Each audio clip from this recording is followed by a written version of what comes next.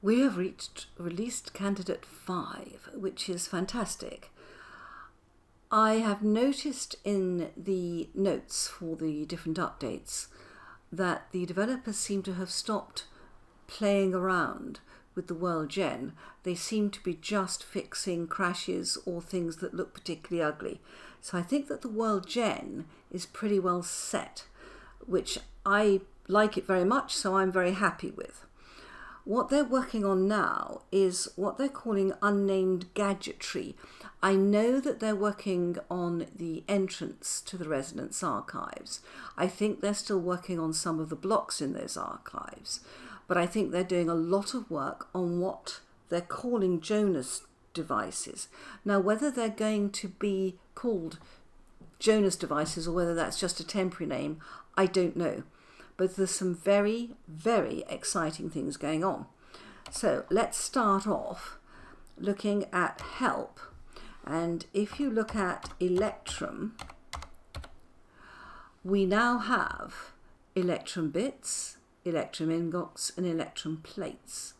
Fascinating. Come to here, we actually have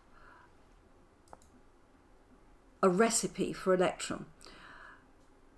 It's now 40 to 60% silver, 40 to 60% gold will give us electron bits, and I'm not quite sure how this is all going to work, but this is what's going to give us this ingot. That ingot can be crafted into 40 bits, but this one, the electron plate, will give us, I'm moving from 20 to 40 here. But this electron plate is now an ingredient for the night vision mask, the base return teleporter, and a new one, a terminus teleporter. Many thanks to Perlinfall, who has pointed out that we've got this terminus teleporter, and this is going to take us back to our last death spot. So we've got cupronickel ingots, good heavens. We've got all these blocks. See, that's a Jonas block. Electrum plates, lead plates. There's all sorts of things here that we have to assemble these. Now, whether this will take us all the time and whether you keep it in your base all the time, I don't know. Pretty fascinating. I have gone to creative and I have spawned in this, and if you remember, this base return teleporter glitched out in one of the updates, so I spawned another one in, and I know that the base return teleporter now has to be placed on the ground, thanks to Perlinfall, I know that. So if I place it on the ground, wow, look at this thing. I mean, it does look wonderfully jaggedy. It's got this wonderful look to it. Once this is placed on the ground, we right click on it and it takes us to wherever we've set our spawn or to spawn. Now, that's quite interesting because by leaving it on the ground, you can't then sort of take it with you. You can't carry it with you. So if you have a place that you regularly visit, it's useful to be able to do it so that you can constantly come back from there. Now, the other one that we've got, which is new, is this terminus teleporter. Now, I'm not sure this is even working yet, but it's very much another wonderfully designed piece, and Perlinfall told me about this. If I right click on that, nothing happens. If I left click, I can pick it up. But this apparently takes us to our last death spot. So let's pick both of those up off the floor. Right, get those stashed back in here. Now, the other thing is that, again, thank you Perlinfall, I have learnt that I can actually feed this mask with a temporal gear. You just right click a temporal gear on it, and can you see it has fuel for 1 hour? Now, I'm not sure this is actually working. They've changed the slot it goes in. It used to go in the hat slot, which I always thought was odd. It now goes in the armour slot. It doesn't seem to give me any protection. Having said that, even though I've got it on, even if I go somewhere with less, I don't have a lantern in my hand or anything like that, but if I go somewhere where there's less light, it still doesn't give me that sort of green glow around the edges that I expect. So whether it's working or not, I don't know. It may not work in certain lights, but all I would say is that these temporal gears are going to be very, very important. Let me get that off my head. I love the look of it. It's so awfully insectoid. It's truly horrific. Another one is that you can see on the tool rack, the wooden tongs at last fit on a tool rack, and we can put them on the ground. Let's find somewhere to lean them up. There we go. Yeah, that's fine. Pick them up again, and then we can put them back on a tool rack. That's just so helpful. And these have caused more game crashes than anything else I know. But that's another step forwards, which is fantastic. The other thing I do want to show you is that if we go into the help menu and we go to Jonas parts and look at any of them, obtained by breaking.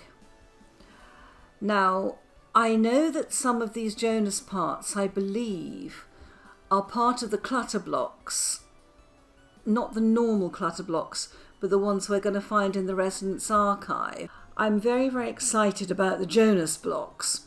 Some of them I think are called Jonas blocks because they haven't named them yet.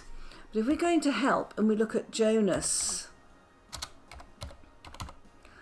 parts, you'll notice it doesn't give us any recipes for making them. But look, obtained by killing a corrupt saw blade locust or by breaking a locust nest. This is great because it means that we can get these parts, and it's not just this one. If we look at another part, all the time, corrupt saw blades and breaking locust nests are going to give us these Jonas parts. Now, what I don't yet know is whether these Jonas parts are going to be part of the clutter. If we go to game mode creative and we look at the archive, let's look at the clutter blocks. I can't see the Jonas blocks in here at the moment. There's a lot of things in here that we can find in the Resonance archives, and a lot of absolutely beautiful things that I'm sure we all want. But whether there are Jonas blocks in here, I can't see them. But what I can see is the Jonas lamps are in here, which is good. But I can't identify the actual Jonas blocks themselves. So I'm not sure whether they will be dropped or whether you have to go to something like the Resonance archive to get them. This is all work in progress. It's all fascinating. Guys, please let me know.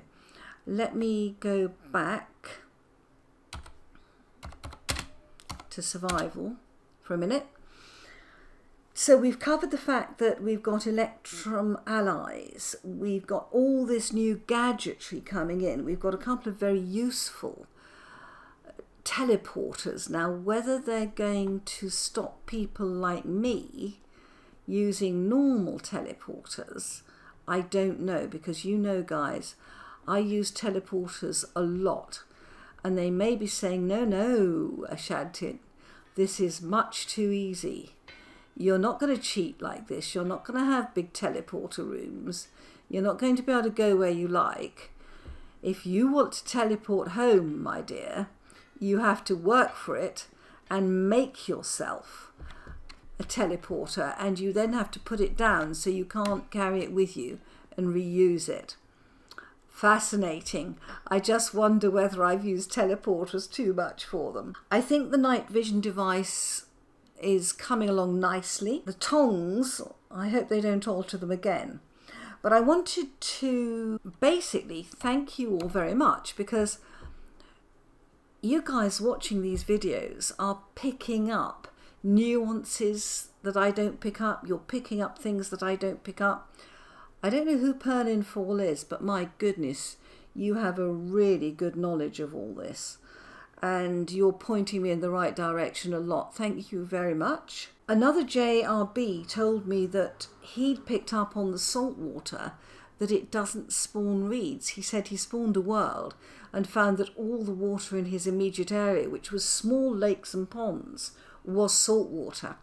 I wasn't aware of that. I thought it would only spawn in big oceans because that's the only place I'd found it.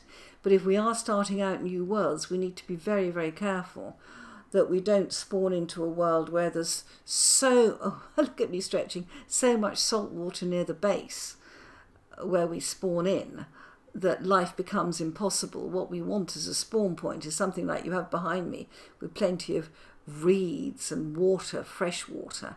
But that was a very good point to pick up as well.